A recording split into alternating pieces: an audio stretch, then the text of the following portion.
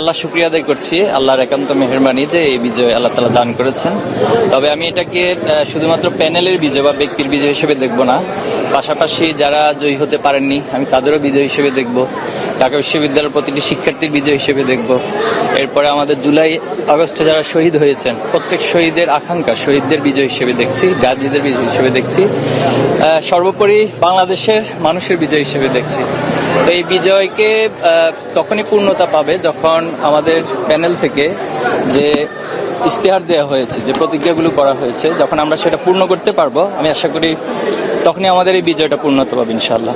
তা দেখুন, আসলে এখানে বাংলাদেশের নতুন কিছু নয়া স্বরূপ আমরা আবিষ্কারের জন্য চেষ্টা করছি। বিশেষ করে বাংলাদেশের রাজনৈতিক সংস্কৃতিতে যে পরিবর্তন সবাই প্রত্যাশা করে, যে এক পক্ষ বিজয় লাভ করলো তারা অনেক বেশি উচ্ছ্বাস করবে, কিন্তু যারা জয়ী হতে পারেনি তারা অনেকটা মন খারাপ। তো আমরা এই কালচারগুলোকে একটু পরিবর্তন করতে চাচ্ছি।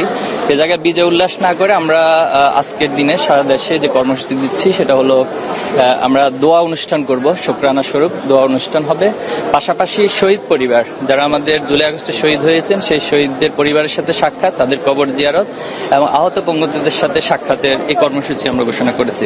তো আমরা মনে করি এটি আমাদের সবচেয়ে বড় সেলিব্রেশন হবে এবং এর মধ্য দিয়ে আমরা সবার কাছে এই মেসেজ দিব যে আমরা সকলে মিলে এই বিজয়কে উদযাপন করি।